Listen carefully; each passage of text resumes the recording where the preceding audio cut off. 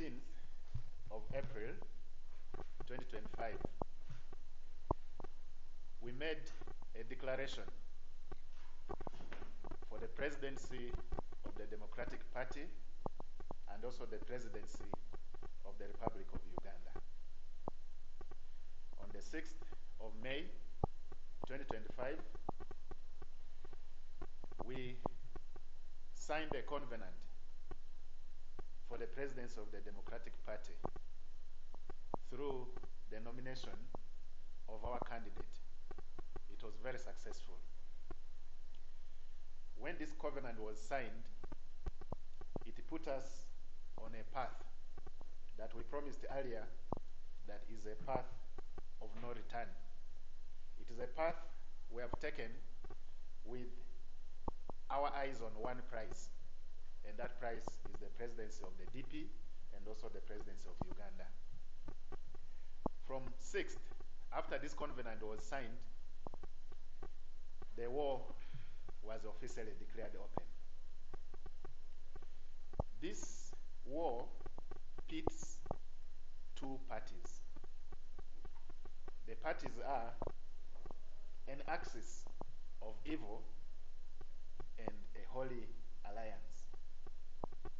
That is the best way of describing this competition. Today, this morning, we want to start by addressing the fellow Democrats, the delegates, other members of the party, the leadership, and supporters and the sympathizers of the Democratic Party. When we say this is a war between the Holy Alliance and the axis of evil, I'm sure Democrats understand what I'm talking about. We have reached a point in the life of the Democratic Party where each member has to make a critical decision. And that is the first call we're putting this morning to the delegates and the fellow Democrats. Each of us has to make a critical decision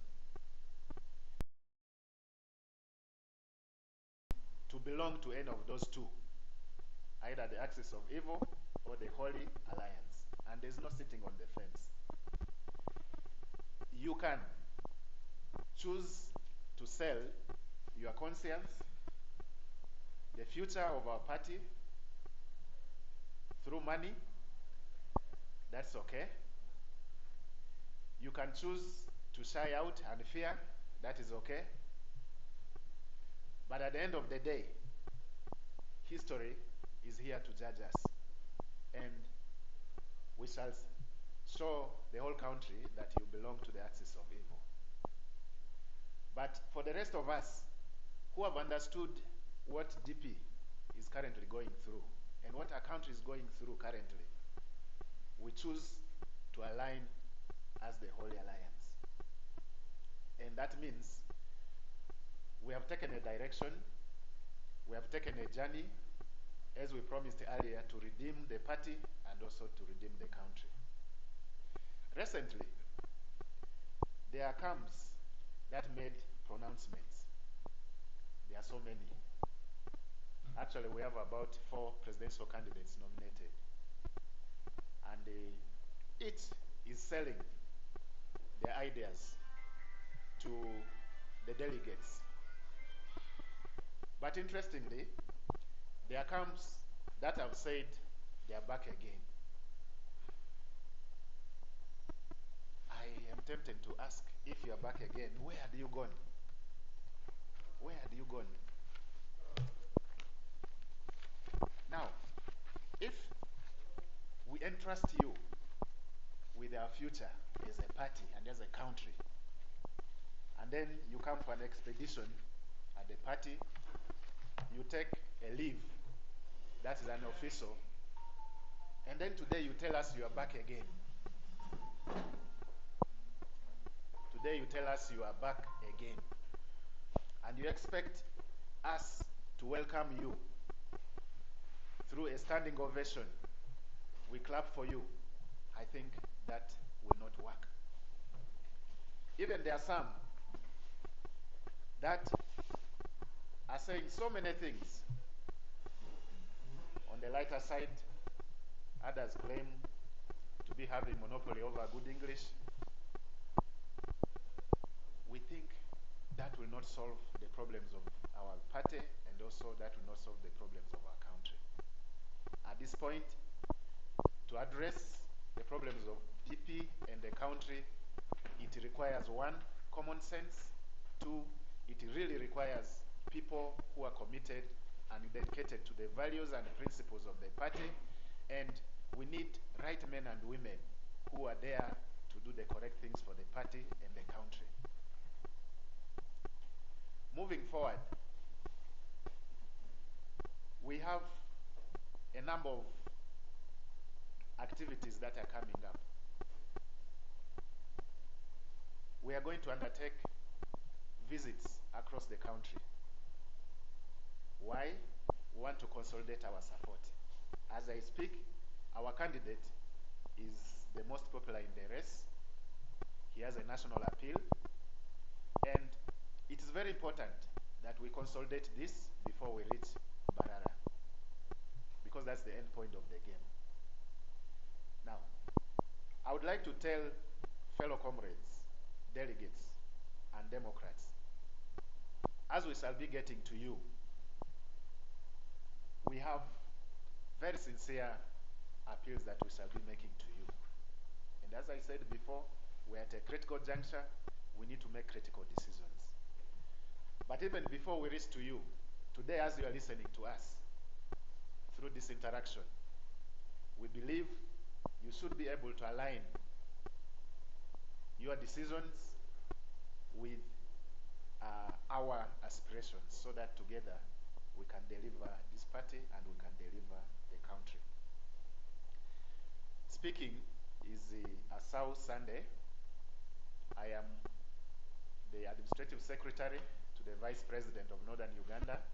At the same time, I speak for the elect Honorable Alitia Elia campaign, but I'm also offering myself for service at our NEC in this coming delegates conference.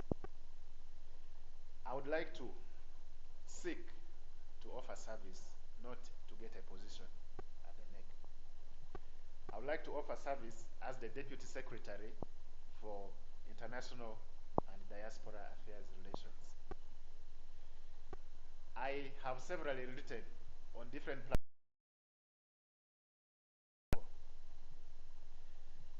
The first concern for me is if our party at the overall level is not functional, then there's no miracle we can do for the departments to be functional. That we see today also in our country. If our country is not, as it is, performing well at the top level, then we can bear witness of everything that's happening at our level here. I, in that position, will be a political head of a department. That's the Department of International Relations and Diaspora Affairs. The first thing I tell our Democrats is we must all together, jointly, strive to have the correct leadership for the party. And if we achieve that, then it means each of us in our individual dockets will be able to perform and deliver the services needed from us. So my first focus and my first energy is dedicated to making sure in this upcoming NDC we have the right leadership for the party. Then when that is achieved, I know through that leadership we can be able to push the correct actions for our various departments. Now coming to my department, I have three major focus points. One, as I speak, our party is in darkness in terms of international relations. There's no guidance, there's no touch. What I'm talking about is a policy, an international relations policy. The party lacks it. And I think that is not out of the blue. If you come to our country also, actually, Uganda is one of those countries with the worst foreign policies in our region of East Africa. If I'm to rate, Kenya should be number one, followed by Tanzania, and we are performing badly. All we have are just some ad hoc principles like national stability, security, and so on, but which are not anchored on a very dedicated policy. So I would like to see my party, DP, after we revamp it, to be leading, and when we come to government, I would like to be there to shape Uganda's foreign policy. Now, coming to where we are going for DP particularly, I have three major focuses, as I said. One is the policy. I know when I give the right leadership for that department, with the person ahead of me, we shall be able to cause a very clear policy for the party to guide our international relations and the diaspora affairs. And once we are done with that, then we would like to reconnect. Because of the state in which the party is, we lost all our relationships.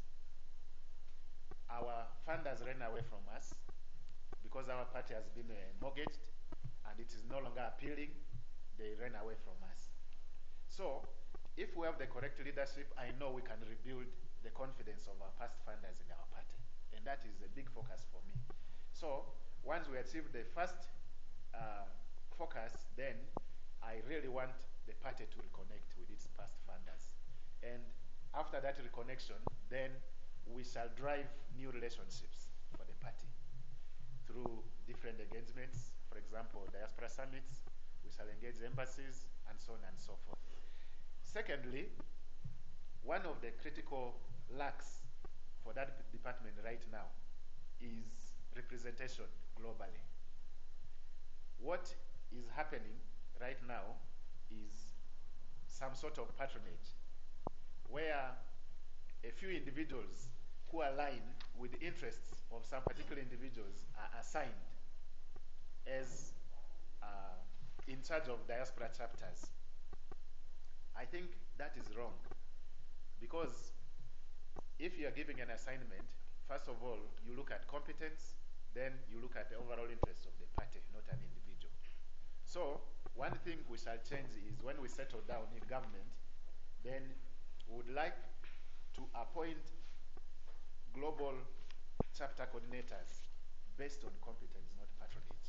That is extremely important for us. And once we do that, then we know with that global appeal and representation, our party will be moving in the right direction for the coming administration. First of all, when we take over, we want really to make Democratic Party appealing locally, regionally, and internationally.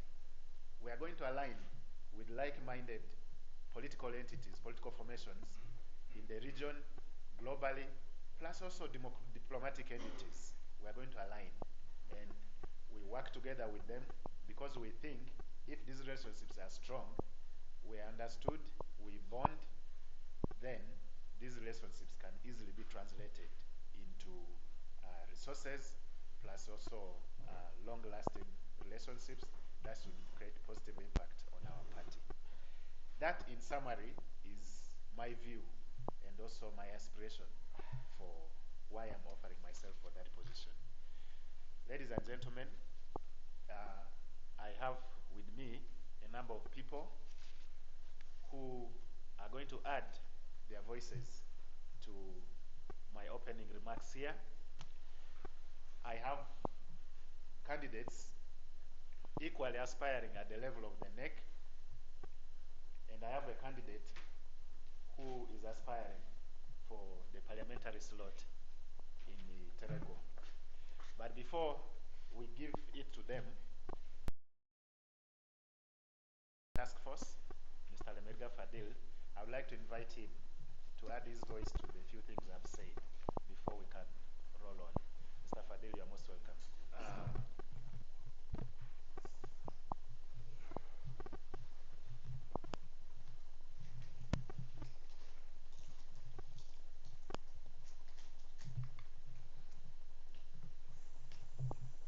Thank you, ladies and gentlemen. As introduced earlier, my name is Lemeriga Fadel. I'm the chairperson of the presidential campaigns for Elia Alitia. And I also speak for the Democratic Party in Northern Uganda, but currently I have an expanded mandate covering the entire country, and that's why I'm seated here. I have with me a number of aspirants for various positions, and I'll certainly make them to speak. But before I give them an opportunity, let me say reasons why Mr. Alitia Elia is contesting. However, it is important that I let the world know that the current state of the Democratic Party is we are for structural elections. We have had parish elections, we have had sub-county elections, we have had county elections. This week we are going to have the district or the city executive committee elections. And out of the district or the city executive election, we shall have 3 delegates produced who will participate in the National Delegates Conference in Mbarara from the 28th up to the 30th of May 2025. So the 3 delegates are the district or the city chairperson, the women leader, and the youth leader. In addition to the 3, there will be 2 delegates per constituency. So there will be 1 male and 1 female. So in all, Arua City will have 9 delegates plus the other districts. And then Arua City will have an additional 3 parliamentary group members, people who stood for MP in the 2021 general elections. That is myself, Mr. Pirio Gaspar, and Mr. Fayoa Christopher, and other parliamentary candidates that are spread all over the country. So that is it. And we are at an advantage because the NRM has closed registration of members. Currently, they cannot register any more members. They say the bus is already full. And it's truly that the bus has a capacity of only 65 passengers. Therefore, that is their limit. Then we are going to begin picking up from there. Then we shall admit the entire millions of Ugandans remaining that cannot be able to join the bus, and they should be able to join the bandwagon of the Democratic Party from now and into the future.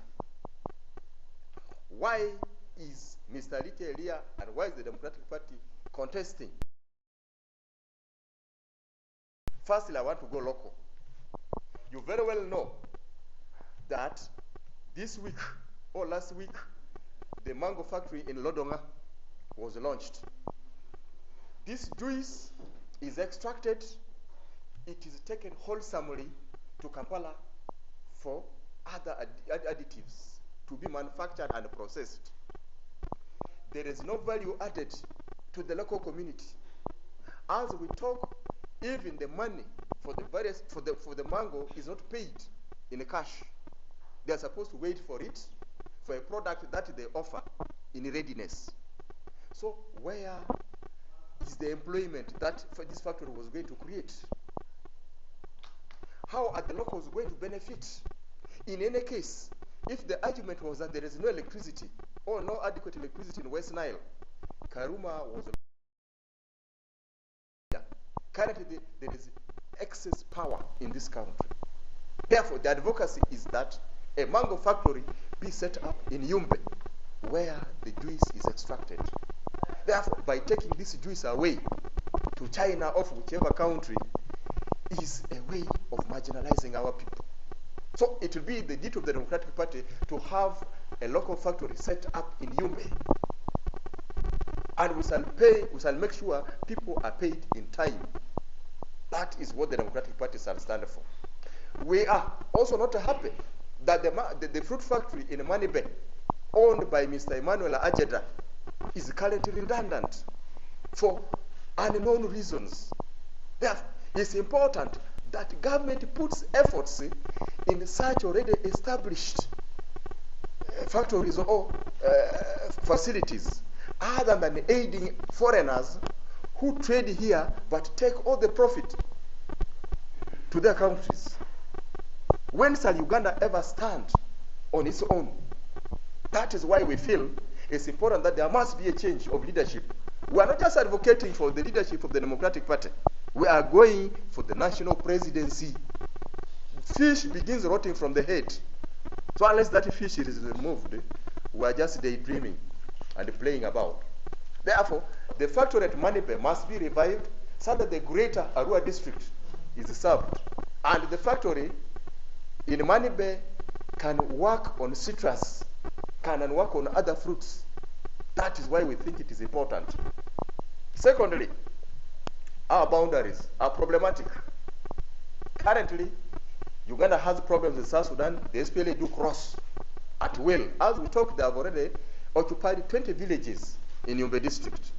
And Uganda government says this is good because it promotes good neighborliness. I've never seen any country that can allow part of its territory to be annexed and it is happy about it.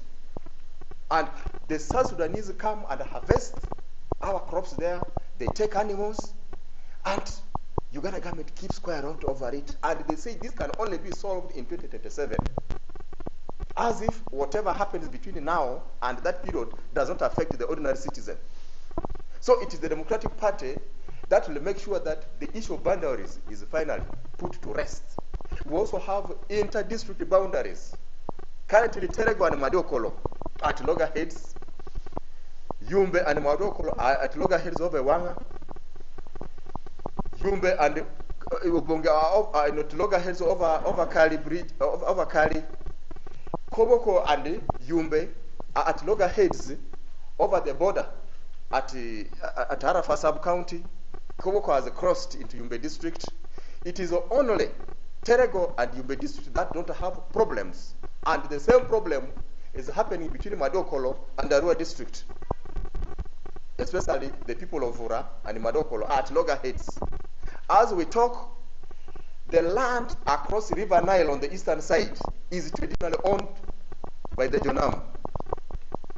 But they actually say that piece of land up to the boundary where River Nile crosses is owned by the Acholi. It is not actually a geographical problem, it must be a cultural problem. The local people of Pakwachi settled there first due to Sesefly.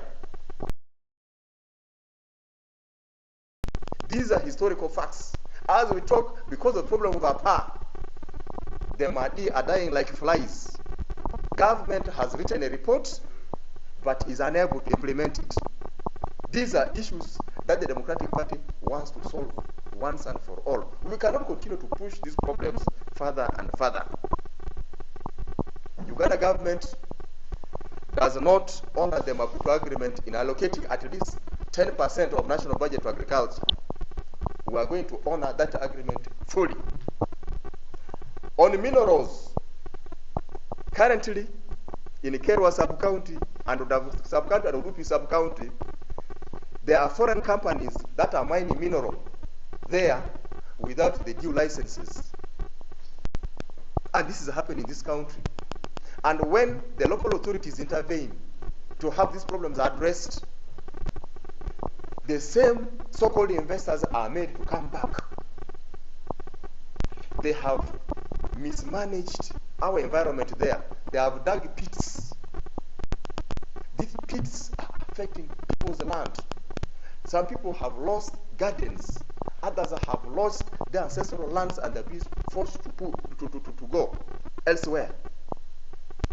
If Uganda government cannot protect its citizens, then which other government will be able to do that? And in any case, we ask the same Uganda government through which these so-called investors come, where did these people come from? This is utter corruption at its deepest end. And this is what the Democratic Party is going to solve through a new candidature. That's why we have a new front that is going to liberate this country. As we talk, Ugandans will never know the value, the monetary value of their mineral in Bunyoro sub-region. The processing of our oil has continued to be postponed. Now the other reason is the construction of the oil pipeline from Hoima to Tanga Port in Tanzania. They are saying it is going to delay because of this. But as we talk, the crude oil in Bunyoro is being extracted and sold in a crude form for the benefits of a select people in this country. Ugandans are sleeping, meanwhile their natural resources are being stolen day and night. Our MPs cannot access certain mining points. When the responsible committee comes, they are stopped along the way. The representatives who were elected, these are things that we must be able to put an end to. And it is only the Democratic Party that will solve, because no any other party has been. We did this before independence when we were in power for 9 months. We were able to increase the price of cotton, cocoa, and coffee. And we advocated for the empowerment of the Ugandan business people. Benedicto Kiwanuka did this within 9 months, and it has set a record. We were able to bring 300 scholarships from USA. We gave 100 for Muslims, 100 for Anglicans, and 100 for Catholics. Unfortunately, Muslims only took 10 of them, and it is the reason why there is now a disparity in education in this country. So we're able to give these opportunities equitably without discrimination. And in any case, if the Democratic Party gets to power, we shall be able to make sure that all state house scholarships and other scholarships are given to whoever is needy. And we shall make sure it is the needy that really qualify for those opportunities, because we have ever demonstrated it. On fishing, there are certain fish types in this country that are reserved purposely for export, as if Ugandans don't need adequate nutrition. This is our fish first as citizens, before foreigners are factored in as a priority. So we shall make sure fish in Lake Victoria, in Lake Yoga, and other water bodies serve Ugandans first. We cannot be exporting food that is nutritious, meanwhile certain parts of the country are malnourished. A malnourished population is never a productive population. On human rights,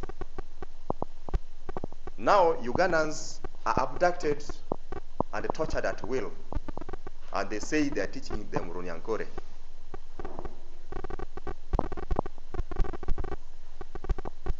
So the new term for torture in this country is now learning Runyankore. I know whether all the Banyakole accept this, because this one now sets them against the rest of the country. I expect the leaders from Western Uganda to come out openly and denounce such statements. It will promote ethnic cleansing. In any case, disorder in this country. Therefore, even the innocent people of Western Uganda will be subjected to the same treatment, just like any other person from that part of the country. The Democratic Party is still waiting for an extraction of that statement and an apology for whoever made this statement here. It is dangerous for this country.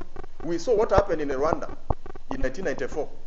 It is such statements that made the massacre in Rwanda possible. We don't want to see this one in this country, because all Ugandans love each other. We value each other. Therefore, we still demand that all the NUP supporters who were arrested from 2019, 2020, and to this period, who are still in detention, should be removed unconditionally, because the law on martial courts has been cancelled. It is no longer holds water. Therefore, those inmates being held in the various jails in this country is being done illegally.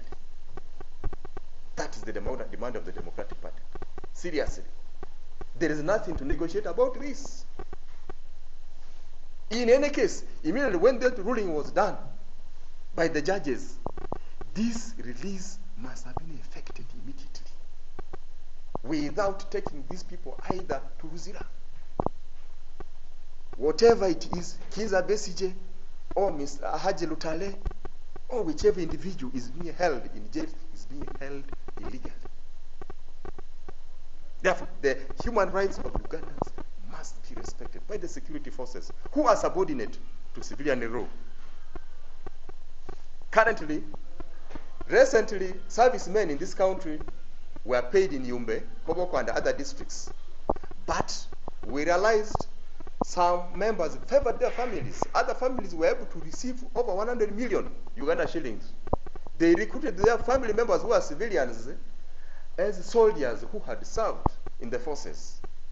This deprived the rightful people who must have benefited from such monies of whatever was due to them. We demand that in any case, if that money was demanded, this money is taxpayers' money. Government should be able to profile whoever did not benefit and pay who has missed. Because this is still our money. Therefore, and this must not happen just to West Nile, where people who served in the forces all over the country have not heard of other people being paid. The rest of the regime did not just recruit people from particular regions. They recruited from all over the country. The Democratic Party still demands for electoral reforms and demands for the national dialogue that would be able to facilitate reconciliation in this country. As we talk, the country is still fractured. Therefore, they demand that there must be an electoral commission that is fair, not appointed by the president. Is still a raw demand. It has never matured, because unless it is done, that is when it matures. We talk of infrastructure. The roads in West Nile and all over the country, a good number of them are not good. The road from Zombo via Langi, via Wari, connecting Ovison, is in Wasi State. The road from Manibe via Terego to Yumbe. The road from Manibe to Rhino Camp. And many others in this country are in deplorable state. As that's not enough, in the road from Arua city for connecting Odamachaku and Ilia border posts, because they bring a lot of revenue, it's important that government prioritized these roads. As we talk, still we have pupils who are sitting under trees while attending classes in this country, and lots of resources are either missing or being put to other uses. Instead, roads in Congo are prioritized as if our roads are already all tarmacked. Ugandans demand priority over their resources. On education, still there is a gamble with the A-level curriculum. It has not been made clear that there is some semblance of fairness with the primary and secondary, because that one was solved by the ministry.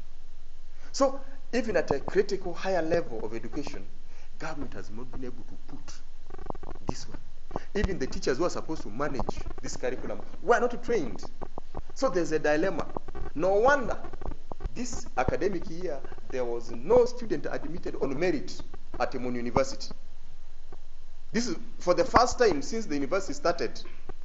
No student from West Nile has been admitted at Emon University. This is a critical problem. It explains the paralysis affecting education at lower levels. Because unless students are trained and taught well at lower levels, they cannot be able to perform miracles at a higher level. And this will continue to affect us. Now, what has happened is going to dampen the hopes of the senior 4 leavers and senior 6 leavers who are going to sit soon, because they are going to think that they cannot make it. That is how our minds are being conquered. It is dangerous. The moment you don't get good qualifications, you'll not get good jobs. Then when you don't get good jobs, you don't get good income. And if you don't get good income, You cannot put on a good cloth. You can't take your children to good schools. You cannot eat good food. You cannot put on good clothes. You cannot get good medication. You cannot access electricity. You cannot access good medical services. That is how education impacts on a human being or on a community. So the issue of education is so critical towards the betterment of the lives of this country. Therefore, it be the Democratic Party to prioritize all this, because we demonstrated it in the 9 months when we were in power, from the 1st of March 1961 up to the 24th of April 1962. Corruption.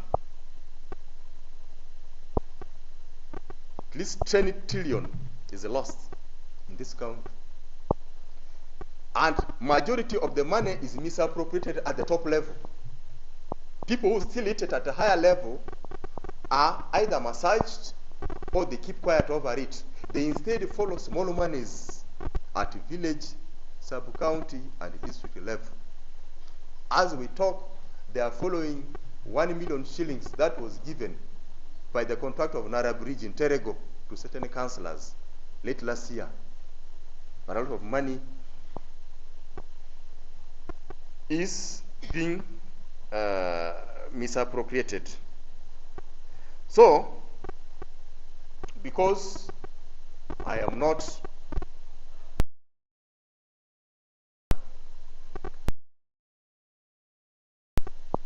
but we shall interact more during question and answer session.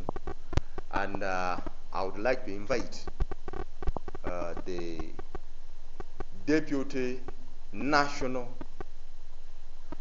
Publicity Secretary-elect of the Democratic Party, who went unopposed, Mr. Pirio Gaspar.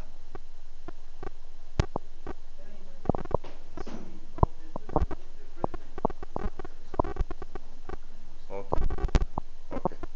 Because we can honor that request, then we ask the President. I have touched certain issues here, but somebody can give more emphasis. I only highlighted some, but it's important that they are overemphasized so that we have to get issues of understanding. You're welcome.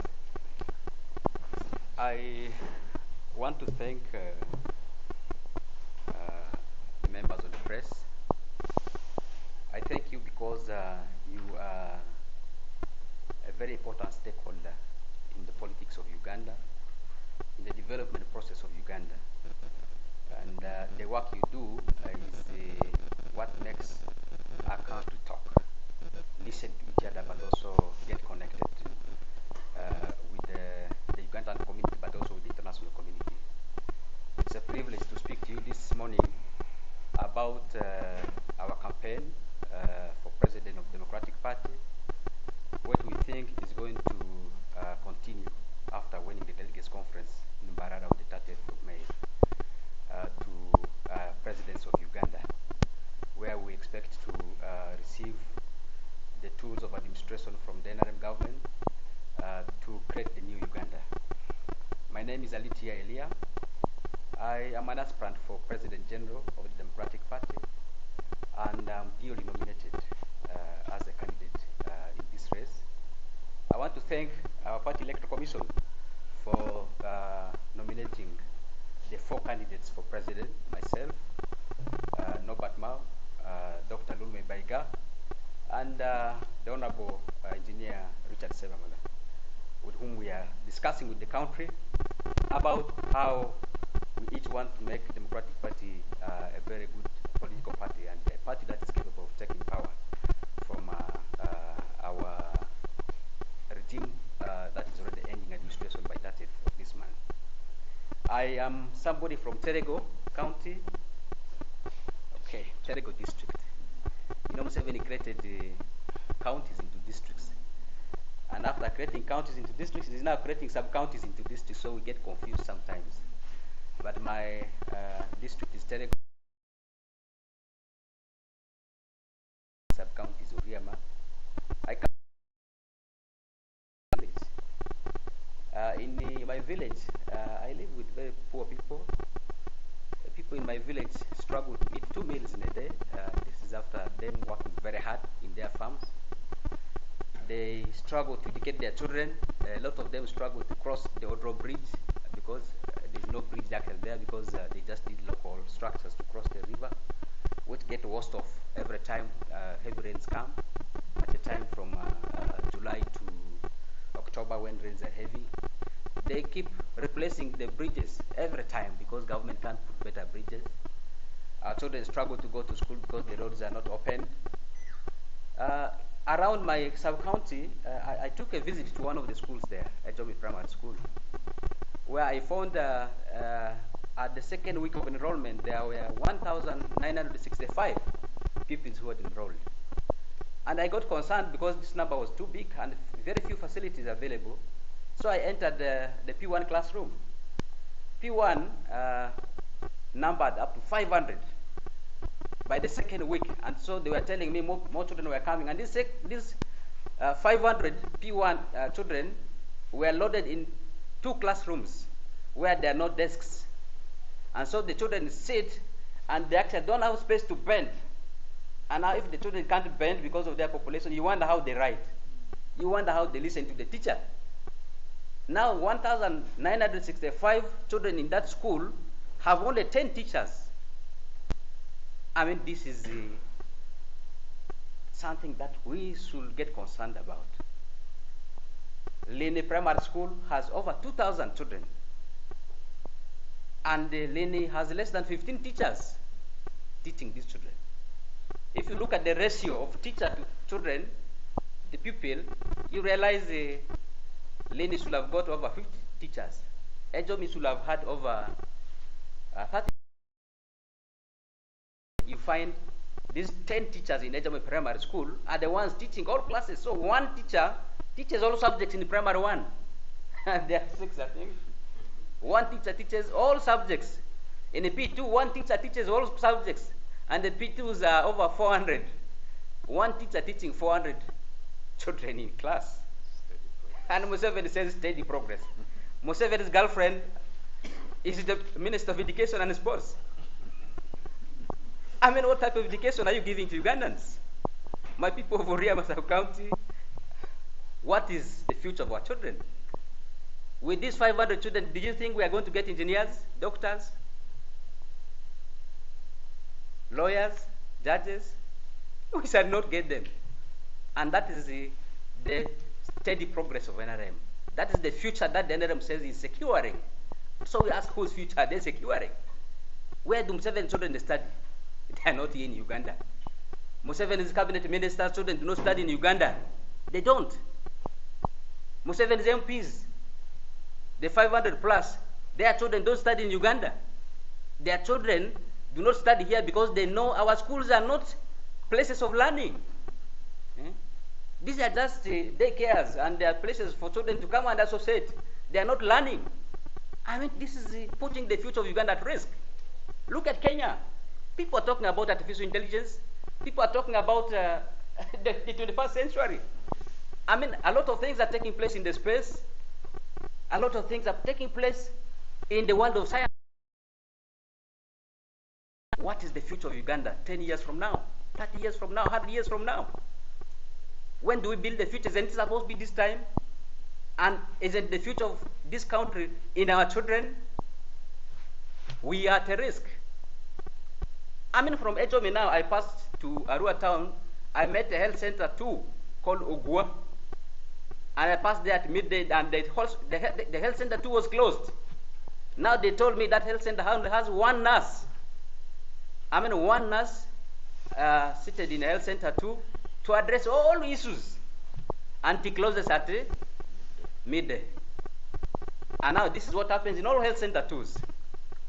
And Museveni thinks he is caring about the health of Ugandans when the health center twos are closing at midday. And because these are the critical, subsets of the health unit at the community, if they close at midday, then what do you expect? And then it means after midday, people are free to die. And they have been dying in so many numbers. And now this is the NRM government. I mean, and they travel on bad roads all through. The bad roads are now, we are used to bad roads in Arua. in West Nile, so many parts of Uganda. Yet we have leaders here. I've always been tempted to say our leaders are not leaders, they are misleaders, because a leader is supposed to be concerned about what happens in your community. They are supposed to talk about these things. And now we do not have a government. I've been telling people we do not have a government. Why is a government there? A government is supposed to be addressing issues concerning citizens in the matters of service delivery, governance, rule of law, order, and many more activities which are supposed to be done by government. And now if you look at Uganda, you really know that we do not have a government. We have a state here where anybody chooses to do what they want, as long as they speak Nakole. They can even go beat anybody and nobody puts them to order. I mean, is this a government? Do we have order? Do we have direction? We do not have. We do not have. You go to the political parties, you hear what people are saying. And now every political party in Uganda here has been bought by Museveni. The FDC, we're talking about dirty money. Dirty money, I don't know how it looks like, but the FDC is no. And so we know there are now FDC Katanga and FDC Najena Kumbi. UPC, dirty money. DP, dirty money. And so dirty money of Museveni is in all political parties, and so these are supposed to be alternative voices of governance in this country. And Museveni's dirty money has gone there. And see, if you know money is dirty, so why do you accept the dirty money to confuse you? It means people who have taken these monies from political parties are dirty. We are here to remove them. Particularly those from DP. We know dirty money has been in DP, and this dirty money has caused political confusion in the Democratic Party. We are saying enough is enough. We want our party back. We do not want dirty money in the party. We do not want dirty electoral commission in the party. We do not want dirty national executive committee in the party. Our party deserves better. DP members deserve better. And that's why I'm in this race. I've been vice president for 10 years. I've had plans that I wanted to do for my region to make our region a model region for Democratic Party in Uganda. I wanted to talk about our health service delivery issues. People have suffered from the wars that we have had here. In West Nile, we have had the UNRF wars, the West Nile Bank Front wars. In Acholi, we have had the LRA, and this LRA cut the entire region from the rest of Uganda for 20 years. People lost property, they lost lives, they lost livelihood. And I mean, our region deserved to be heard at the national stage. From West Nile, Acholi, Lango, Karamoja. Now the dirty money bought all our leaders, they can't talk. After buying all our leaders, our people who lost their property and livelihood have not been compensated. They have not been attended by government. Our children don't go to good schools because our people who lost livelihood do not have the economic backbone and also resources to support. They have not been supported by government. Yet government takes taxes from our people. I mean, our region has been marginalized to the extent that today even our leaders are marginalized. They have been appointed to positions, but they can't talk. My man, Norbert Mao, my very good friend and brother from Acholi sub-region, is now the Minister of Justice and Constitutional Affairs. Do you know what is happening in Acholi? Their land is grabbed. And there we have people who are rearing cattle, called the Balalo. And the Balalo, if you dare them, you are put in prison. Our mayor for Pade, the Honorable Fearless Wadacholi, has been put in prison for 12 months. He's supposed to be released on the 30th of this month. And he's been released. I think there are over 30 people with whom he has been jailed. And they were simply saying, our land, please, our land should be for our farmers. And these guys have been evicted from their land and no political leader is talking. And now our Minister of Justice and Constitutional Affairs has been talked to several times. He can't dispense justice in Acholi. He cannot. If Mao is supposed to love people, he should love the Acholi more. No justice there. We have a Chief Justice coming from Acholi. Chief Justice can't even say anything.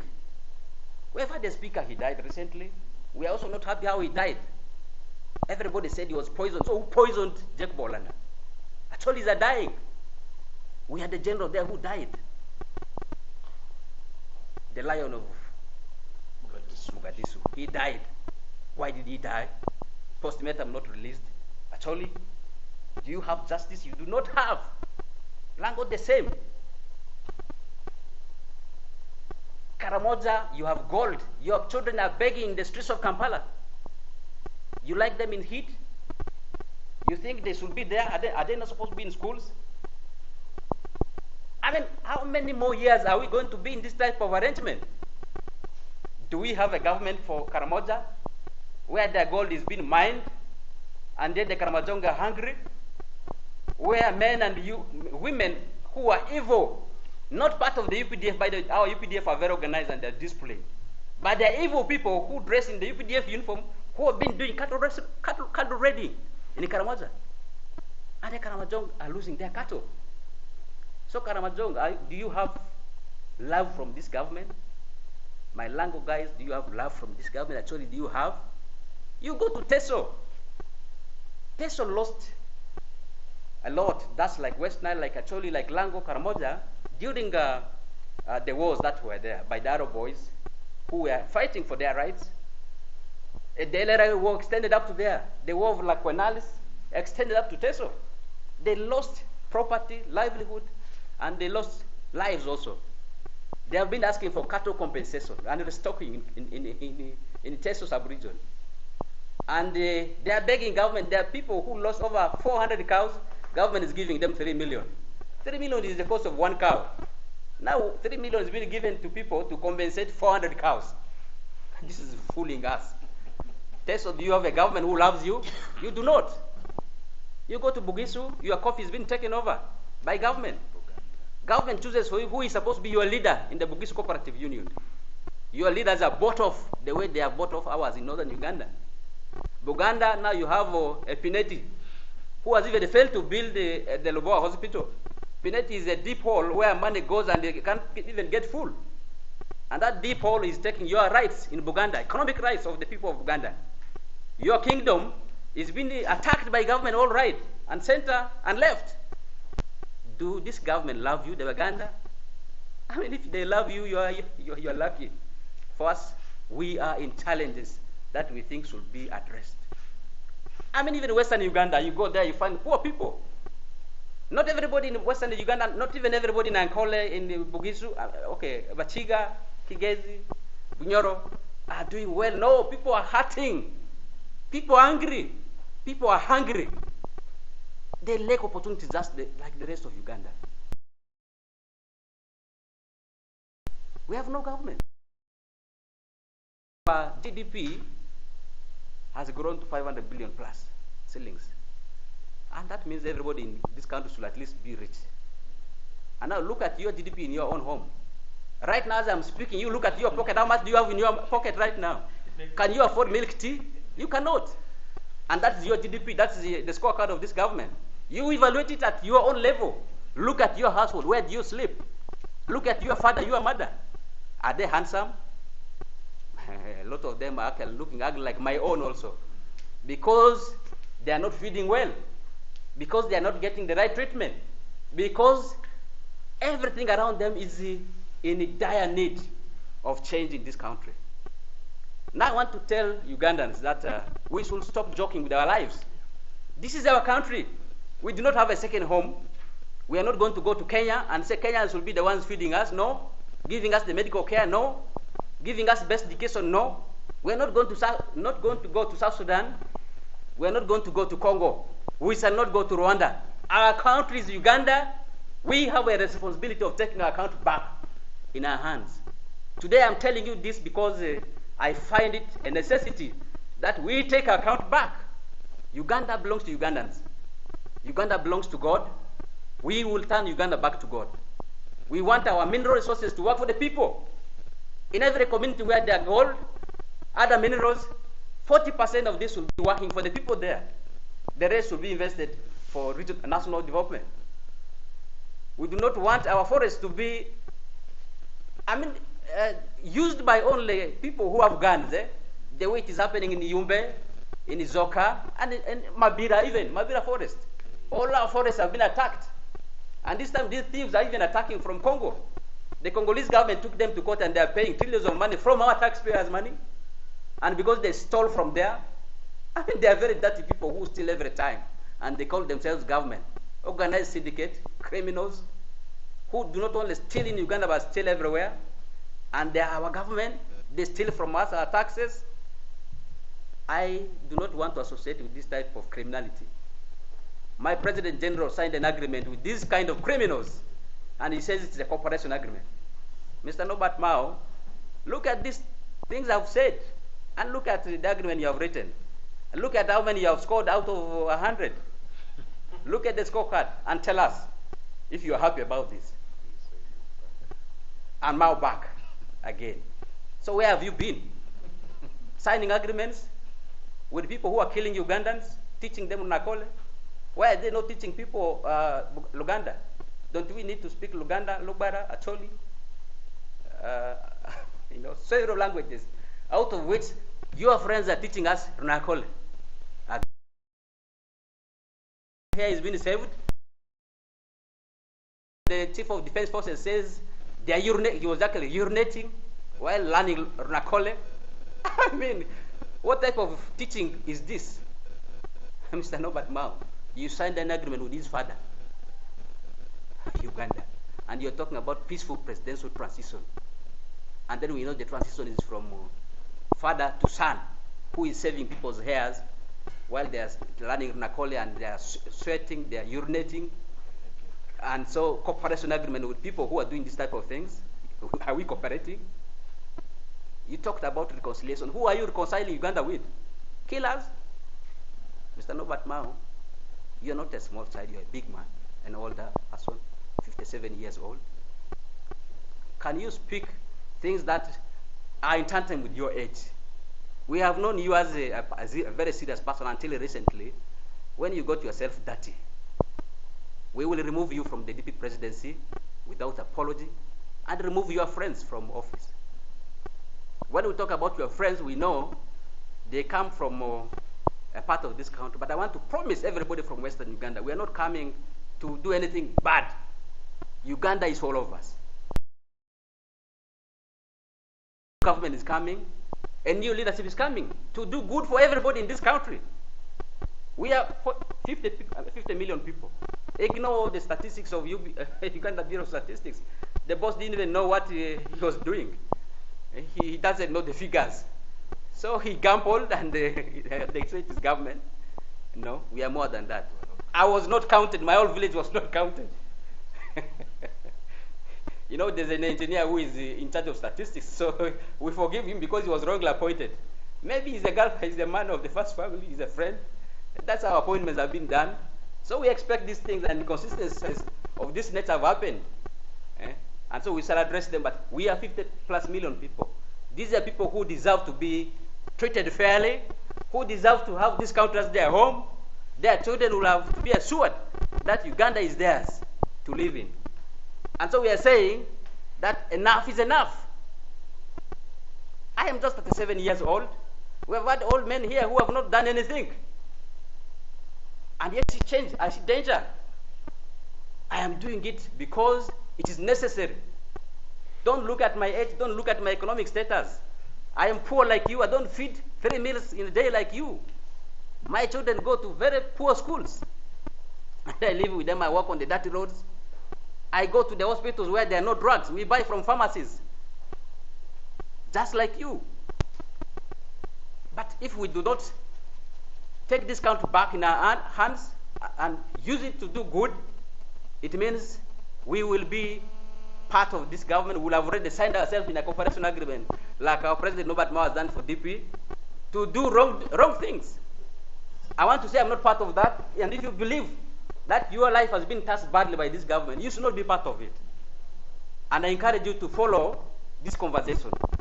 We are going to have elections where the Electoral Commission is appointed by President Museveni. You do not expect fairness. We want Ugandans to talk, to speak out. You are the ones who hold constitutional power. Power belongs to you.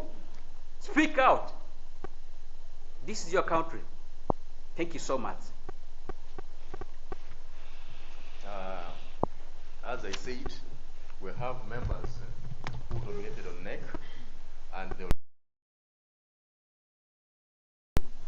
here, and we have an aspirant for Member of Parliament, West.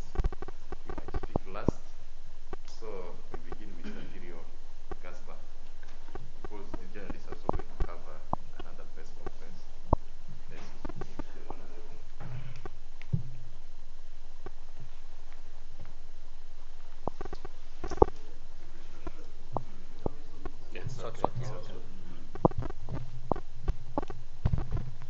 you very much, the press, Ugandan outside there, and everybody listen to us. Today, we are grateful for the opportunity you have given us to tell you, as a Democratic Party, how far we are going with the streamlining this country. As you are aware, 2026, we are going to have elections for leaders of this country right from LC1 push up to the president.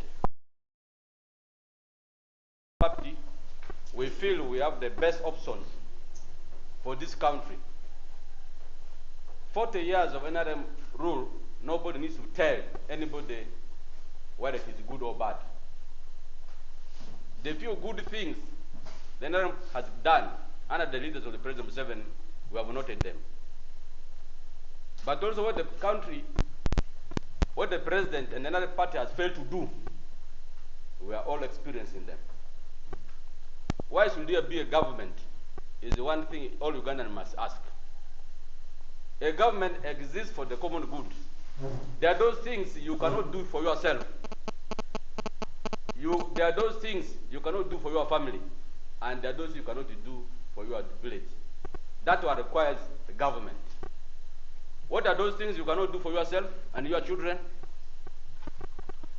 You cannot build roads for your family. You cannot build your personal hospital which will treat you and your children. You cannot build good schools for your children. And for this thing to happen, there must be government, and a good government, to cater for the common good of the citizens. My colleagues have said, you have seen how poorly our health services are, to the extent that nobody thinks of going to a health center when he is sick. You have seen what you must do if you want your child to know how to speak English. Definitely not government schools. People are not thinking of getting your children to UP schools, because you know your child is going to be there for 7 years and he will not pass PLE, because there people are being taught in vernacular. In Arua here, people are being taught in Lobara. In Inebi, people are being taught in Aluru, up to P4. Yet PLE is set in English.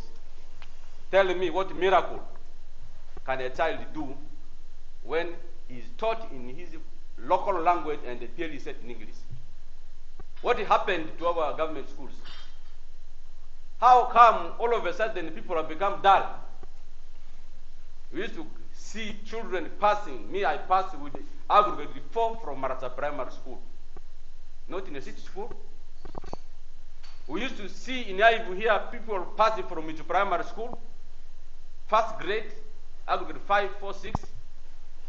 In Oluko here, children used to pass in a lower primary school, in Oze primary school, in Indiria primary school. What has happened to these schools? Poor public management. The hospitals have failed. If you don't have 20,000 to treat your child is going to definitely die of malaria. This happened in NRM government. If you don't have money to send your child to a private school, this child will definitely not go beyond P7. Now, a child who has not performed in the PLE, what do you expect? Our borders, they cannot make profits out of their business because the roads are bad. All the money you make goes to repair the motorcycles.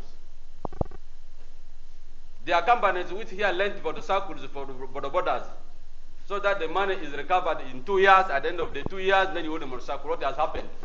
All these motorcycles have been taken back. They took in there and the other companies, because the bike gets spoiled completely within 1 year. You have not finished paying them, and yet you cannot continue because the motorcycle right down. It is written off because the roads are bad. What am I saying? Government has failed totally to provide the common good. Now, as NRM government has failed to provide service to people, I know all Ugandans are tired. The oppositions we have been having are not all that credible. The NUP, cannot be an alternative, because as you have seen, they have only performed the central region. The FDC, as my colleague has said, has been disintegrated. We are not seeing Kizza based anywhere. He has been incarcerated because they know it's the true opposition who has the muscle to face the government.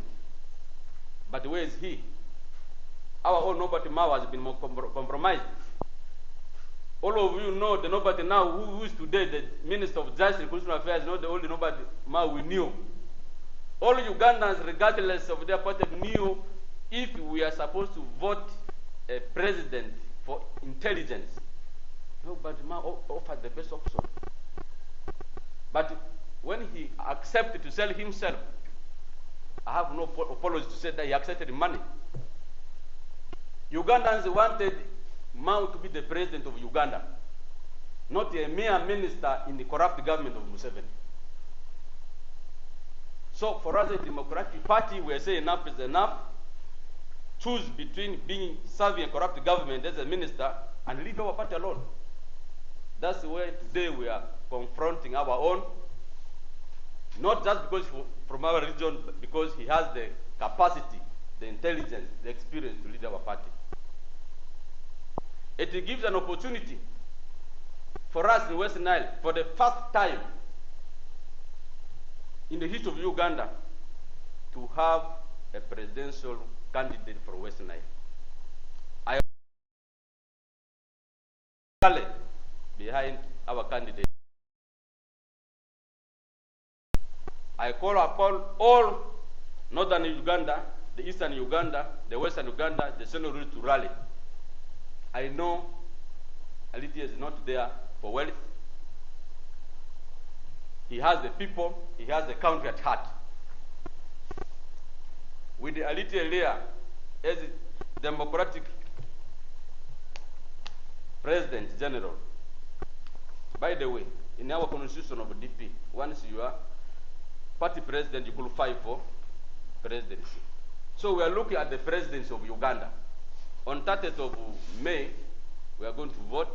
I'm sure my brother Aliti is going to win the party presidency and therefore qualify to run in the general elections as the president of Uganda. This is the only opportunity we have to correct this country. As for me, I'm contesting. In fact, I've gone through as the National Deputy Public Secretary, Democratic Party Uganda. Why am I saying I'm through? Because I was nominated and opposed. I also want to warn the Electoral Commission of the Democratic Party to not make any amendments because we have seen it. I nominated alone and opposed. I'm not the one just because I'm fear to commit, but this democracy. Nominations were closed on the 6th. By 5 p.m., I was only nominated one. Now, what opposition does it give to us as a DP? DP has been operating at its headquarters in Kampala. No members of DP all over the country did not know what's happening. Even Ugandans are surprised that DP is still alive because the publicity department was not working. So you can count on me from today. Every Ugandan will know what is happening inside DP. Ugandans will be informed of what is the DP, what are our aspirations, what. This is a very critical department. I'm sure I'm going to execute this one very well. I want to take this opportunity in this capacity to invite all Ugandans to join the Democratic Party. Because NRM said they've closed their recruitment. I don't know what number they have. We have enough room for all of you. With you, we shall go. 40 years down the road, you expect the government of NRM to get tired. When you see all those messes in registration books, in elections, the violence, and they are still in this business for lying behind candidates, and a cake system of democracy. This will not be practiced in the 21st century. Even our brothers here in Congo, they are now digital. In South Sudan, it is digital. In Kenya, it is digital. In Tanzania, everywhere around us, people are now for digital elections. And here we are in Uganda, we are in the process line becoming candidates. By the way, Uganda, I want to inform you, that is intimidation, that is rigging. How can a woman who is being battered by her husband, who is standing for one term and elections, line behind the opponent? Do you see her coming for those elections? That's why the elections, the turnout was poor. People did not want to cause a problem with the neighbors. So Democratic Party, when we come to party, that madness of line behind candidates will stop immediately. We need to have credible elections. Rigging of line behind candidates must stop. Even these ballot papers here, they are going to stop. Because that's all creating rooms for what? Rigging. In the advanced countries, people now, the moment you click a button, your vote is counted. By the time the last person who votes, we see the results. But what do you see in Uganda? Elections are declared, results are declared, even when our ballot papers from Arua are still here in Arua. Then they say, Mr. President has won the elections. This is not true. We are tired of it. We want to change this system of governance. Now, my brothers have talked extensively about the Democratic Party. I want to talk in the perspective of local, especially our cause of Arua City. You're all aware that I'm contesting for the seat of Arua City.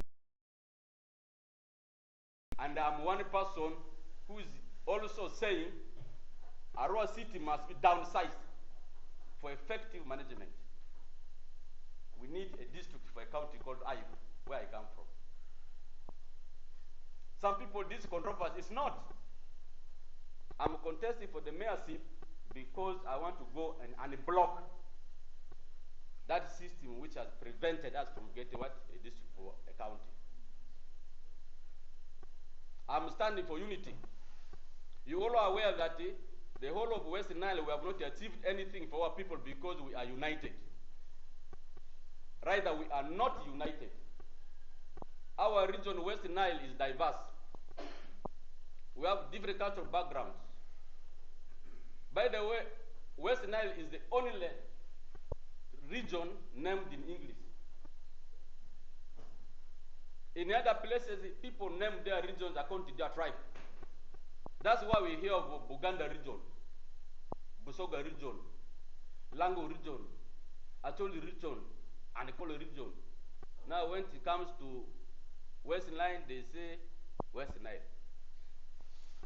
Because we are from diverse cultures. In West Nile, we have the Aluru, we have the Lubara, we have the Kakwa, we have the Mali, we have other smaller tribes. Therefore, it was not possible to pick one name of any of these tribes so that we are called that tribe, that region of that region. Therefore, there is a need for us to unite. This Arua city is a regional city. It is for all West Nilers, all the tribes I've mentioned. Therefore, what does it take? It means in running and managing this city, all these people must be represented. I will want to see, when I'm the city mayor of Arua, when we are building institutions of that government, say we are building land commission, city land commission. Why don't you have an Aluru city here, a Lobara city here, a Kakwe city here, a Madi? This is how we can discuss city institutions. But in a situation where we have 90% of the representation of that institution, members of a clan, do you expect justice there? This is what we must all strive to attain. Secondly, in the leadership of this city, we want anybody who has the right brains for the people, the competence, to lead. I want to refer still to the city of the mayor. When 90% of the voters come from a clan, do you see it possible for an intelligent person from the least represented people in the city to lead the country, to the city? These are the abnormalities which exist. If you see the city of Arua not functioning for the people, the coverage was wrong. Government meant well to have a regional city for Western Nile in Arua. But when this city reached here, the tensions of the people, the local people, was bad. Somebody can imagine what happened, because they said it's a mighty city of opportunities. Arua is a mighty city of opportunity for who? Can you take that opportunity? Is it possible for you to be a political leader in this city? Is it possible for you to get tenders in equal opportunities? Is it possible for you and your children to get jobs at the equal opportunities for all? This is what we are questioning, and this is what I come for, to downsize the size of a city. Is this city in order according to the laws of Uganda? For those who don't know, there is no way the law can allow the whole country to be declared a city. We cannot also declare the whole of West Nile a city, and we cannot declare the whole of Arua a city. The city size is 50 to 100 square kilometers. That's the guideline by policy. As we stand now, Arua city in excess of 311 square kilometers, peasants' land being grabbed by government in collusion with the leaders that be. This is an abnormality which we are going to accept. When I come to power, Arua city must be in the right size. Government operates according to laws established. There are three types of government: the central government, the local government, and the lower local government. Services are provided for the Wanaiti at the lower local government, either the city division or the sub-county district. This city of Arua has done worse than good for the people of West Nile, especially the people of the former municipality in Daivu County. For the people of Arua municipality, I want to assure you, you have been robbed of one division, Arua Hill. Today, there is no Arua Hill. All of you have been taken back to Lee. Does it mean you did not want the services of Arua Hill? Did the former governments do a mistake to say Arua municipality is big enough, the population has grown, so we need two divisions? Definitely no. Why should we suffer just because we need the name city? That Arua Hill division must come back to offer service to people. I hear these days is a court hall. Really? Is that the service people need? That means you are committing more crimes, so that one of the division must be cancelled, so that you have a court hall? Where you commit a minor crime, the morning by 2 you are sentenced in prison, giving no room for reconciliation. That is the benefit Arua City has brought for the people of Central what? Central City. Now it is 7 times worse in Daivu County. Counties to create one division. Look at the jobs. The technical people, we had 7 sub-county chiefs. We had 7 production officers, 7 sub-accountants, 7 health assistants. In total, every sub-county employs 60 people. 60 times 7, 420 jobs to go. Is that what we want? Our leaders behave like village girls. So that when you come from Kampala, you say, I'm taking you to the city, that night you are going to marry her. Only to find somebody sleeping in the verandas in Kampala. This is very unfortunate. The people of Ivu are losing services which they used to get from the government of county. I'm coming to the office of the city mayor to ensure that this is corrected. Government of NRM, before creating Arua City, started giving district sub-counties to counties. The district today you call Yumbe was called Aringa County. It is now a district of its own, autonomous, and government gives huge resources to the tune of around 60 billion today. Aivu County, which has become a division because of the city, is getting 2 billion. Can you imagine that? Even before Museveni came to power, we had 4 sub-counties. We had the Oluko, we had the Aroi, we had the Pajulu, we had the Adomi, offering services much, much better. And because of need, the sub-county had grown to 7, now reduced to 1. How can a country operate like this? So these are the issues we must correct. If we don't correct these issues, it means when other parts of the country are developing, Arua City will not develop. Look here, Vura County, which is now wrongly called the Arua district, has only 4 sub-counties. Now Aivu County, which has 7 sub-counties, is now a sub-county in the name of a division. Here's the problem of English. All people have minds have all over the side become numb. When I become the city mayor of Arua, I'm going to redraw the boundaries of Arua City, so that Arua City has an area and a population which can be developed by the meager resources the government is giving. What is happening today is like putting a kilogram of sugar in a drum of water. And you are putting there a kilogram of sugar. And you say development. So, Arua City at its state is a disaster to everyone. By the way, the solution of Arua City is not going to create more divisions. I've seen some politicians who want jobs as MPs. They say let there be more divisions, and they are planning 3, so that they become 4. Madness. You had the 7, now you are crying for 4. What we want in Aivu is an autonomous district called Aivu.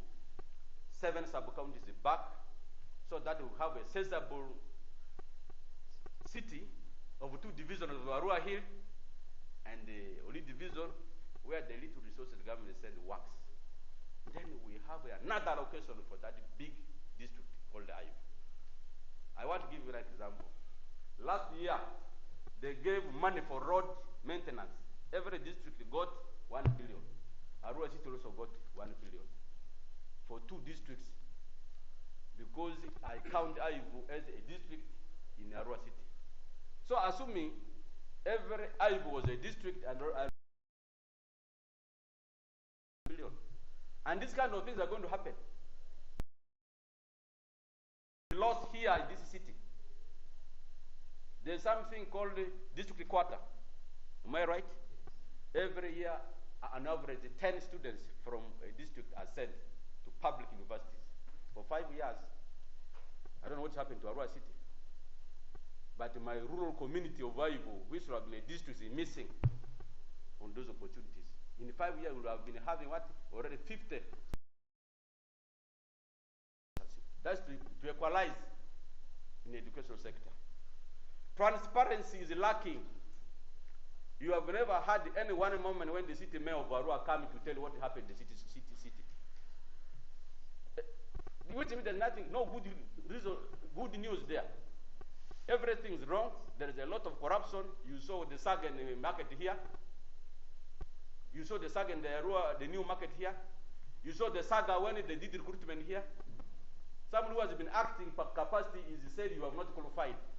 I've been acting for 5 years. You have been enjoying myself. Said, and then when it comes to this, I'm not qualified enough. No way. Now we are bringing into good governance, and that is possible through Democratic Party. The economy of the people of Arua municipality is one thing. We want to start here in Arua City light industries for our youth who are roaming. Even they are denied places to put garages. We want space for them to operate. We want to have public institutions like schools, hospitals, better ones, city standards, for that size of city which can be developed. Our youths in the evening, they have nowhere to go. They are run on the streets. Sports activities are not there. Our golf course is disappearing out of corruption. We not introduce new sports so that our youths can excel. They get occupied. Those who are excellent can also what? Earn from it.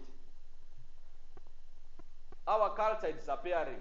We want museums for Westnile.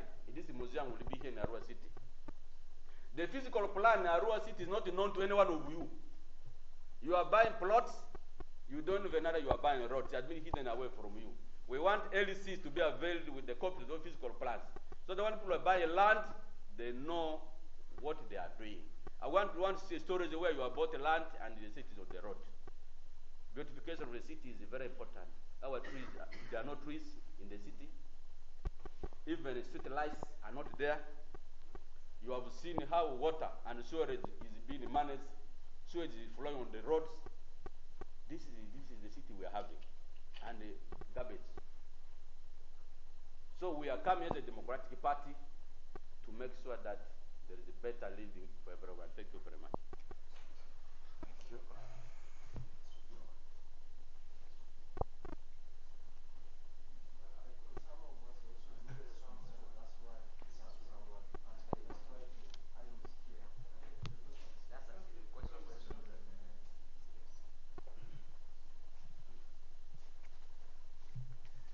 Oh, you are suspect.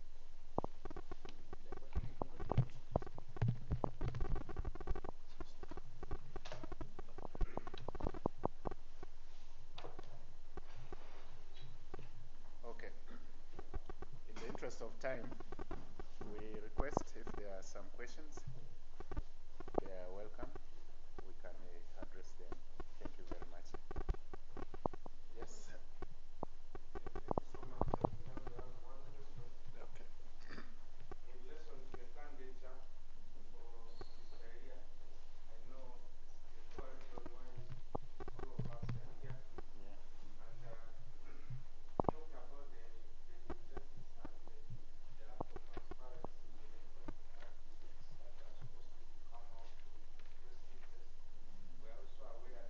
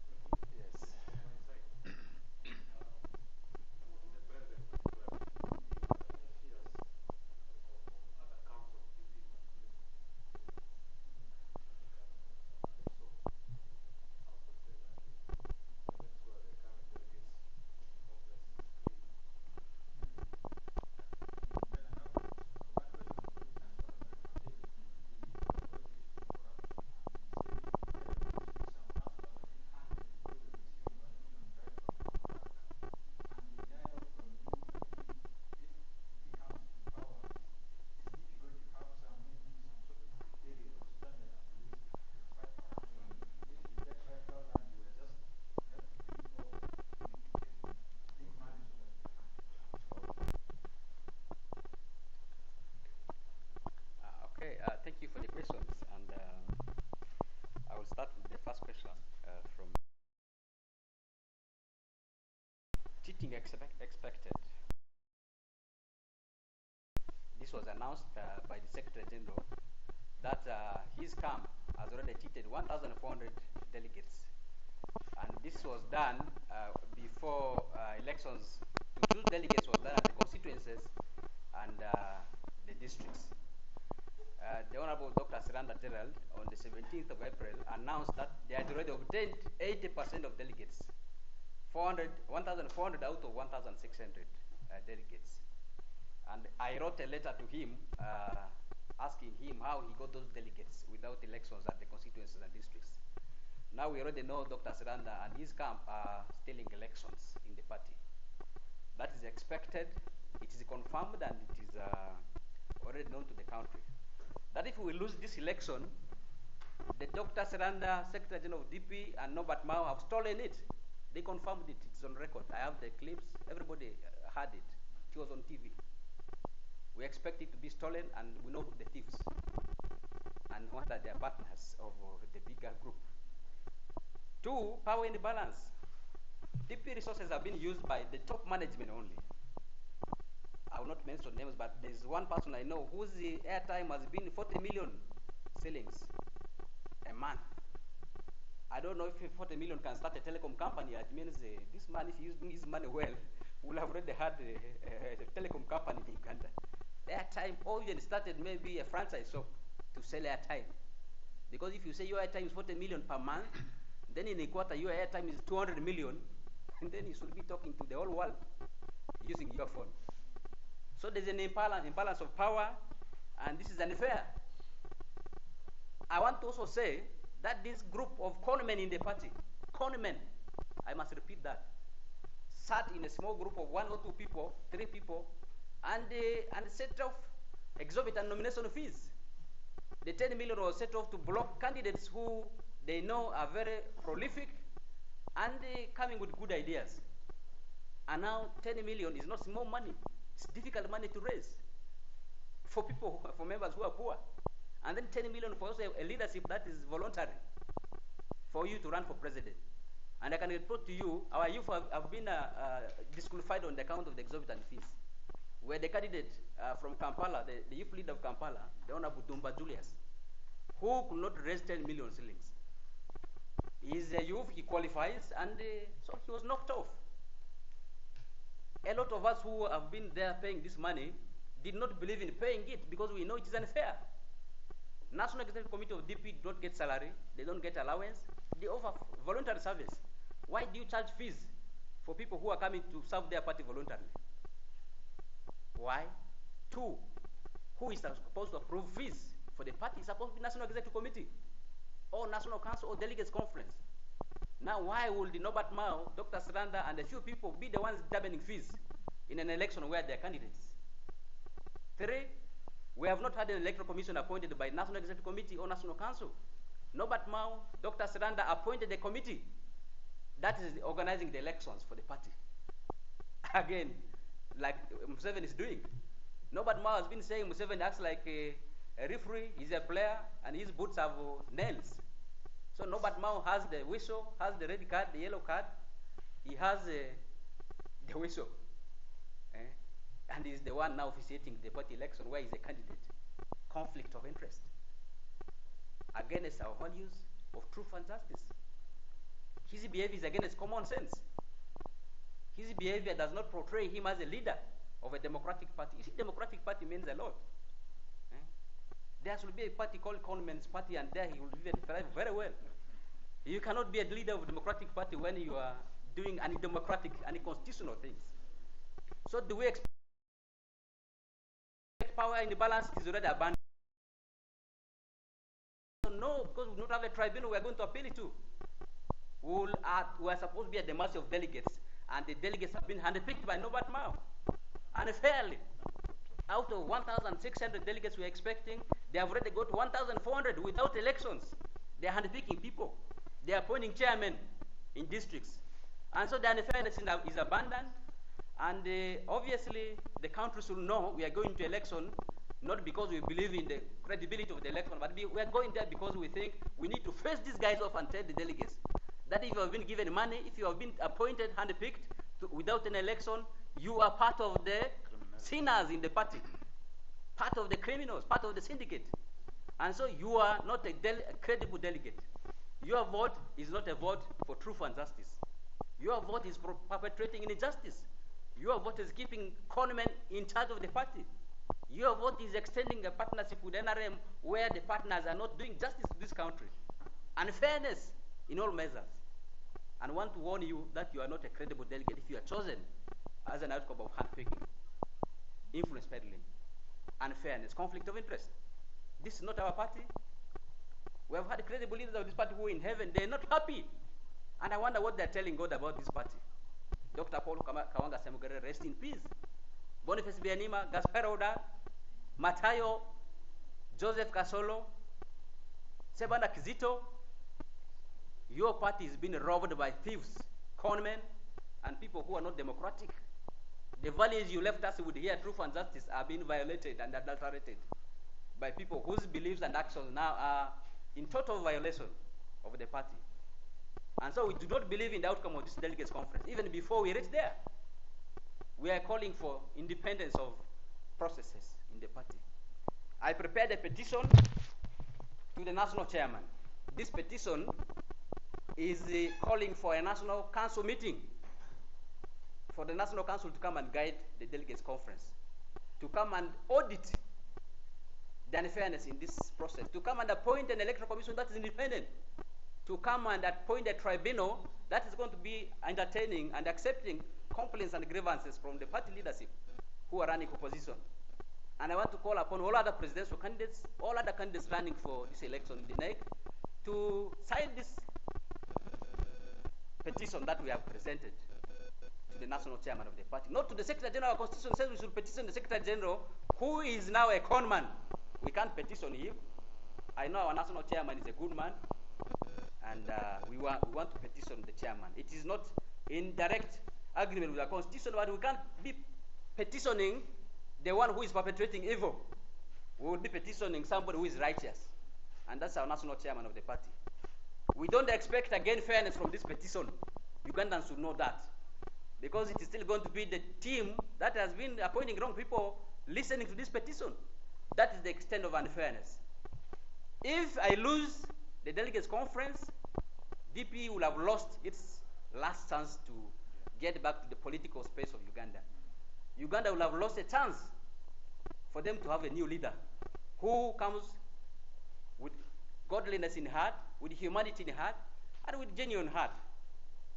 It will be a loss to the whole globe, because Uganda is part of the globe. There are so many people living in Uganda here from other countries. We have refugees, over 1.6 million refugees here.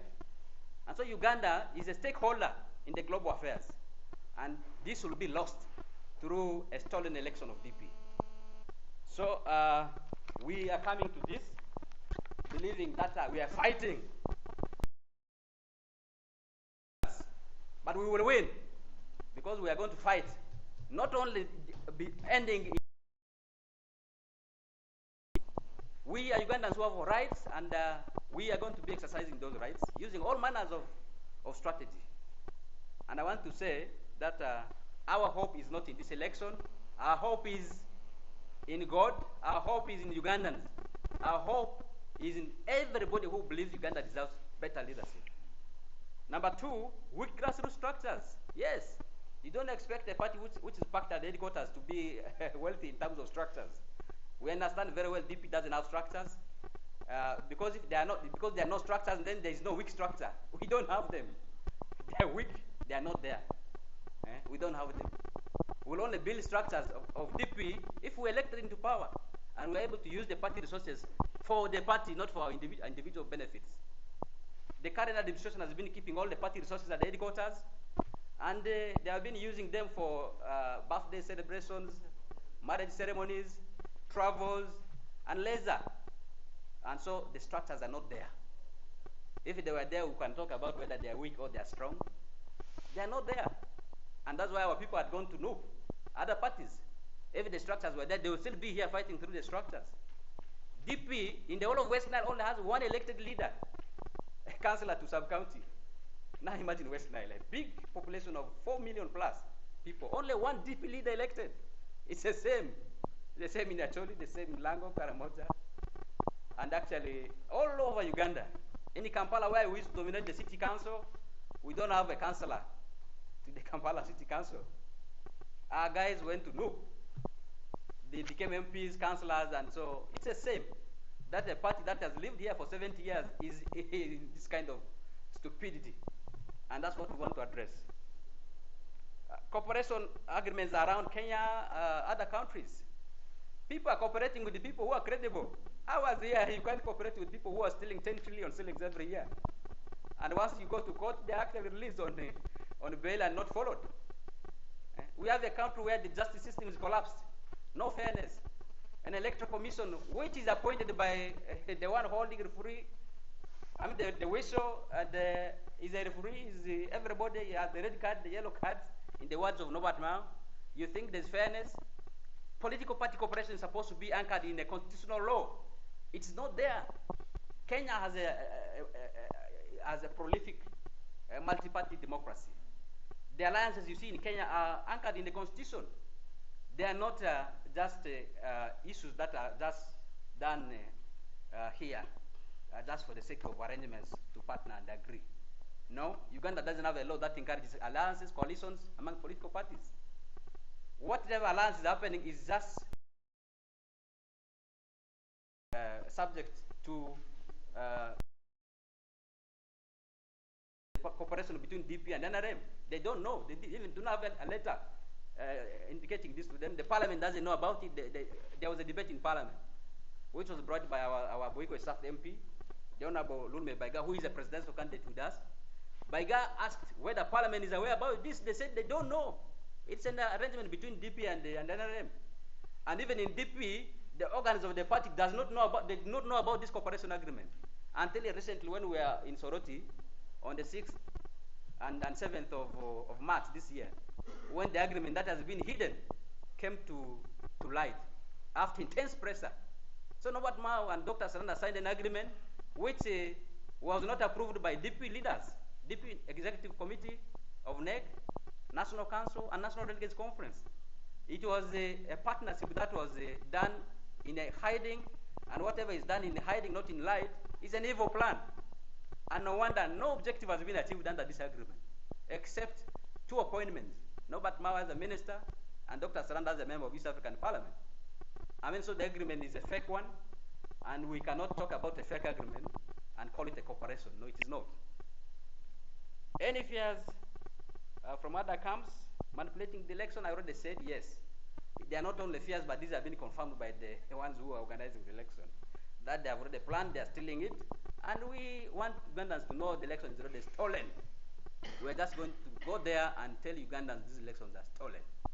And I'm going to come with my team nationally to Mbarara, not believing in any process of this election, but believing in our values of truth and justice and fighting to recover our party, to recover our values, and to say enough is enough. Will I form a political party? No, we shall recover DP. DP is not for Norbert Mao. It is not a part of Dr. Saranda, no. Leaders have been here, they're in heaven. And these leaders were here before the Norbert Maos were born. So we can't surrender the party to Norbert Mao and Saranda. And no, we shall be weak leaders if we do that, we shall not do it. I have never been weak and I will not be weak. And to not stop there after fighting for the liberation of DP, we are going to fight for liberation of Uganda. I mentioned earlier that Uganda is governed wrongly. I am going to be the sacrificial lamb. I'm being told that I'm going to be arrested. You come and arrest me. Kill me. You are going to see the dust my blood is going to raise in this country if it happens. So I warn you, that is an army of God behind us and we shall not fear. We will do this for people because they deserve it. Our country deserves to be a country of God. And these people here, do we have to apologize for this? No. If they kill me, where do I go? To heaven. And I'm going to ask God to appoint me as an angel and assign me a duty station of Uganda. this country is going to be corrected whether I'm alive or in my spirit. Yes. There's no retreat, no surrender. Thank you so much. Thank you. Now, there were questions asked to me. Let me just touch something slightly about the issue. It's actually dangerous that the organizers of these elections mishandle the elections, because the disintegration that the enemy's handling will have caused will be the worst that the Democratic Party will have faced since 1954.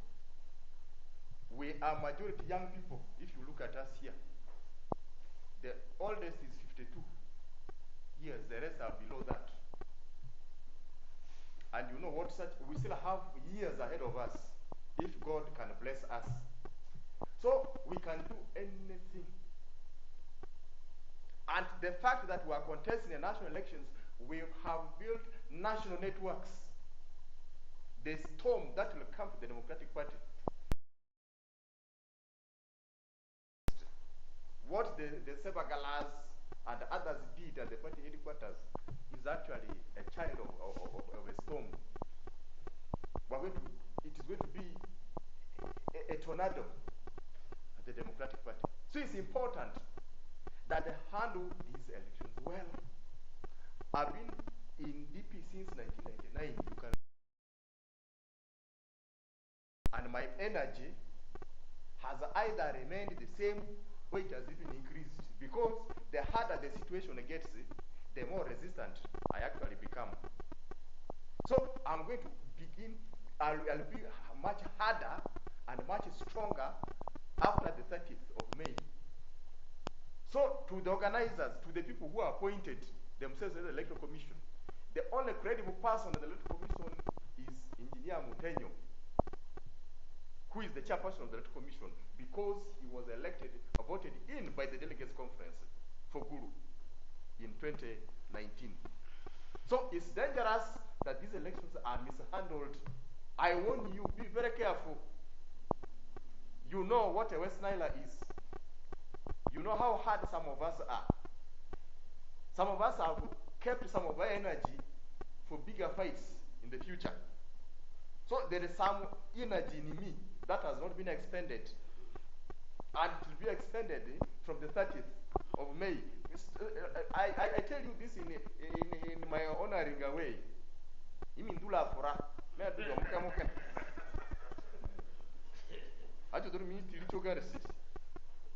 Now on the issue of corruption.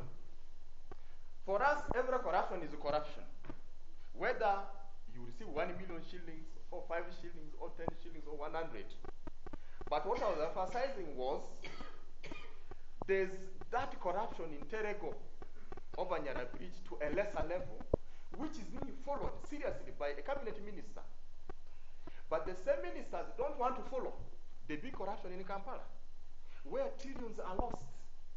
That is the unfairness I see in this country. Therefore, I wanted the big fish who swallow a lot to be handled first. Then that load must now come to the grassroots. The Nyara Bridge issue would then follow, because corruption starts from there. And even this money came from Kampala. Therefore, all corruption is corruption. DP does not support corruption in any way. We are the least corrupt party. And it's the reason why we have not been in power since 24th of April 1962. Because we refused to do corrupt deals. The UPC accepted to do corrupt deals with the Kabaka Yeka and the British government. And that's how Obote emerged victorious. We said, we told the Kabaka, please, you cannot have a special status for Uganda, within Uganda. All Ugandans are the same. It is this reason why the Kabaka rose against Ben Kiwanuka. So what Obote and KY did was corruption. And it is what has followed this country. Actually, the genesis of all these bad deals is what happened at that time. So Ugandans learned that you can actually cut deals and survive. And you are praised for it. So they learned it from that day. So the Obote set a very bad precedence. The same thing followed in 1966 when they clashed. Thereafter, it has continued, only that it has now grown bigger. And this time, it is now documented in agreements. So Mao did the agreement on the 22nd of July. It was on the 20th of July, 2022, at the State House. The most honored house in this country is where corruption was documented and signed officially by party presidents, which was not subject to any organ. NRM is also not aware of the cooperation agreement, for your information. NRM has never debated, DP has never debated, so it was an agreement between Museveni and Mao. So that is the fulcrum of the whole thing. We want to thank you for listening to us. We shall have more engagements in the nearest future. And at any time, if you need us, you don't wait for a press conference. You can get to some of us, and we shall certainly give you what you want. Thank you.